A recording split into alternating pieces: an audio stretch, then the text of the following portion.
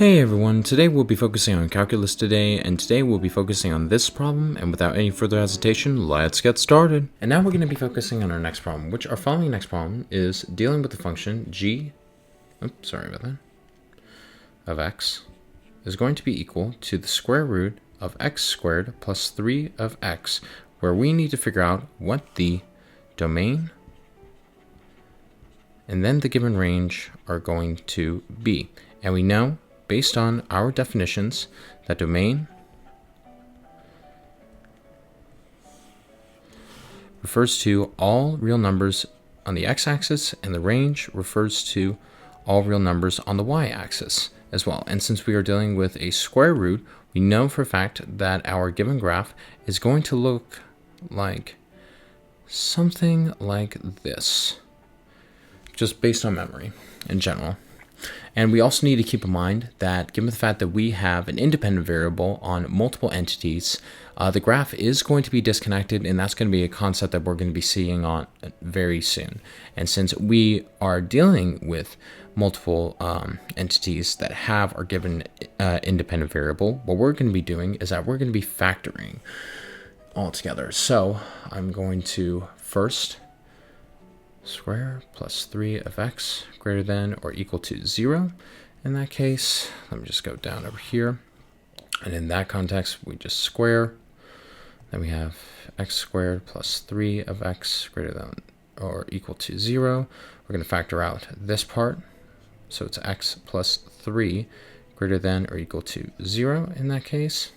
And also, I do want to state where our graph is going to be located so we know exactly what we are dealing with. We got negative y, x, negative x.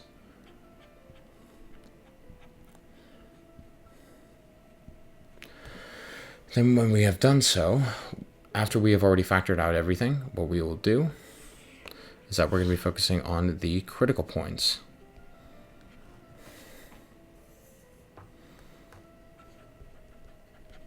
Where critical points are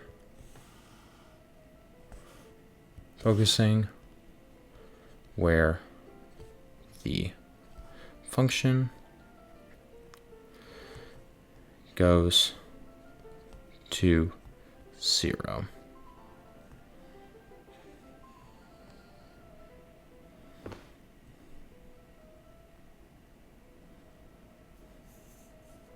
And all we got to do is that I'm going to take our factored equation that we have, and I'm going to set it equal to 0. So x times x plus 3 is going to be equal to 0. And we can just do a plug and chug method. We can just figure out whenever we plug in certain numbers, when will it actually equal 0. And that's really just determining where the function goes to 0. So if I were to plug in x for 0, we notice how 0 times 0 plus 3, but 0 times 0 is going to be 0, and so that checks out. And if we were to do another number, let's go with negative 3. In that case, we have negative 3 plus 3, which in of itself will be 0, and then times negative 3 over here, it will therefore be 0. So we have x is equal to negative 3, which would actually satisfy the whole conditions altogether. And if we were to go about our entire equation, given the fact that we are dealing with multiple entities having our independent variable, we will have a disconnected graph. So what does that mean? Well, we know for a fact that we have negative 3 and 0. And I'm just putting these parentheses as symbolic right here. They're not the actual points on x and y axis, just right over here. These are our critical points.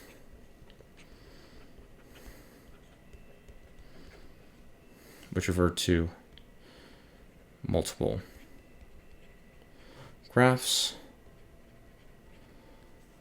That's where they're located. And since we are dealing with a square root altogether, that means that the graph, I'll just bring it over here and expand upon it.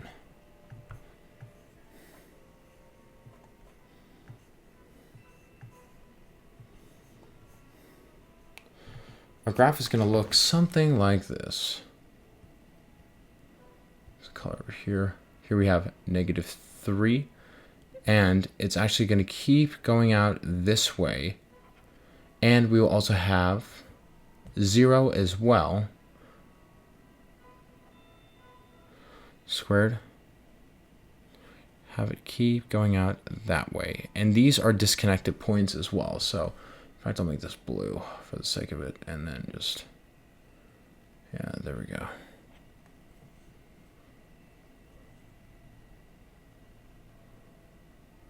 There we go. So what we can actually state based on looking at the graph altogether is that our domain is actually going to be, and looks like it's going to be -infinity, stopping at a hard -3, and we also have stopping at a hard 0, going all the way to +infinity, because we look directly on the x-axis between -x and +x. And since we have two entities altogether, we're going to be doing this thing called element of and union, which means we're going to have a symbol. X is an element of, or this also means belongs to. It refers to -infinity to -3, hard stop over here, in union with a hard stop at 0 to +infinity. And I will make this white, and we're going to put this up here.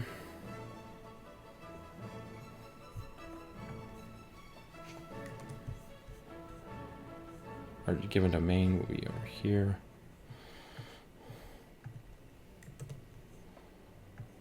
And so that is our given domain.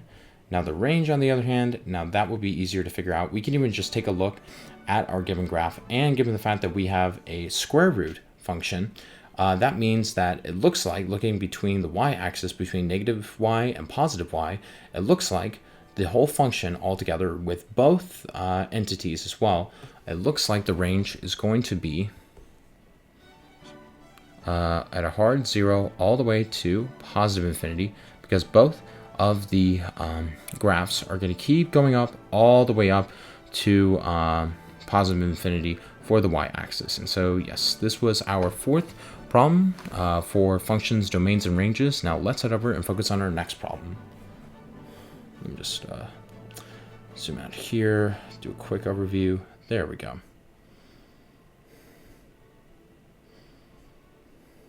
Hey everyone, thank you very much for taking time to watch this. If you found this video helpful, be sure to feel free to please like and subscribe. And if you have any other questions as well, please put them in the comment section. And as always, take care. Cheers. Bye-bye.